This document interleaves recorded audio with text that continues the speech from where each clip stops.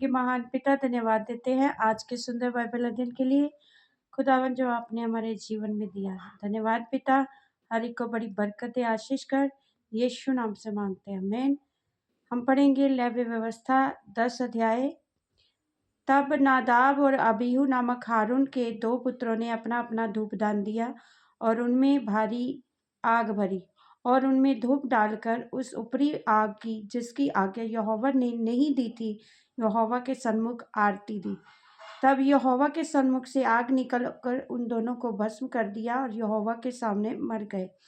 तब मूसा ने हारून से कहा, ये वही बात है जिसे यहोवा ने कहा था, और जो मेरे समीप आए अवश्य है कि वे मुझे पवित्र जाने और सारी जनता के सामने मेरी महिमा करें। और हारून चुप रहा। तब मूसा ने मिशाएल और इस्लाफान को, जो हारून के चाचा उज्जीएल के पुत्र थे, बुलाकर कहा, निकट आओ, अपने भतीजों को पवित्र स्थान के आगे से उठाकर छावनी के बाहर ले जाओ। मूसा की आज्ञा के अनुसार वे निकट आकर उनको अंगरखों सहित उठाकर छावनी के बाहर ले गए। तब मूसा ने हारून से और उसके पुत्र एलीएजर और इतामार से कहा, तुम लोग अपने सिरों के बाल मत बिखराओ और ना अपने वस्त्रों को फाड़ो, ऐसा ना हो कि तुम भी मर जाओ। सारी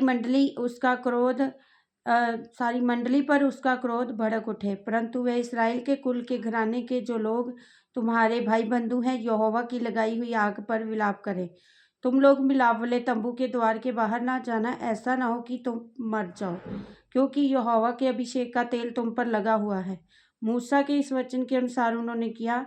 फिर यहोवा ने हारून से कहा, जब जब तू व तेरे पुत्र मिलाप वाले तंबू में आए, तब तब तुम में से कोई ना तो दाखमधु पिए और ना कोई किसी प्रकार का मद, कहीं ऐसा ना हो कि तुम मर जाओ। तुम्हारी पीढ़ी पीढ़ी में यह विधि प्रचलित रहे, जिससे तुम पवित्र और अपवित्र में, शुद्ध और अशुद्ध में अंतर कर सको, और इस्राएलियों को जो उन सब विधियों को सिखा सको जिसे यहोवा ने मूसा के द्वारा उनको सुनवा दी थी।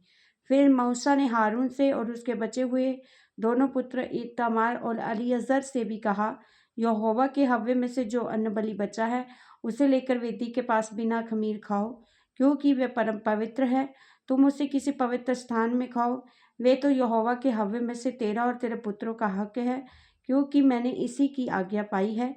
और हिलाई हुई भेंट की छाती, उठाई हुई भेंट की जांग को तुम लोग अर्थात तू और तेरे बेटे बेटियां सब किसी शुद्ध स्थान में खाओ, क्योंकि वे इसराइलों के मेल बलियों में से तुझे और तेरे लड़के वालों की हक की ठहरा दी गई हैं।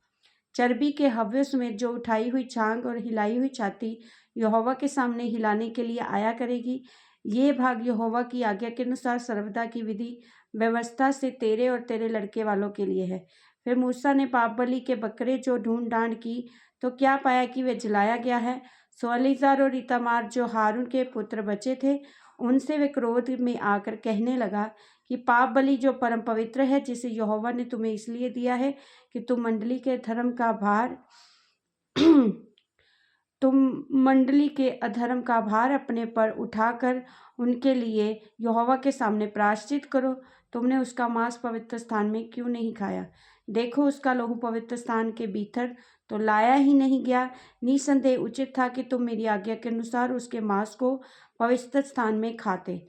उसका उत्तर हारून ने मूसा को इस प्रकार दिया, देख, आज ही उन्होंने पाप बलि और होम बलि को यहोवा के सामने चढ़ाया है, और फिर मुझ पर ऐसी विपत्तियां आ पड़ी हैं। इसलिए यदि मैं आज पाप बलि का मांस खाता, तो क्या ये यहोवा के सन्मुख बलि होती? जब मूसा ने ये सुना, तब उसे संतोष हुआ। इस वचन के द्वारा प्रभु सबको ब्लेस करेंगे, आमीन। सबको जय मसीह की।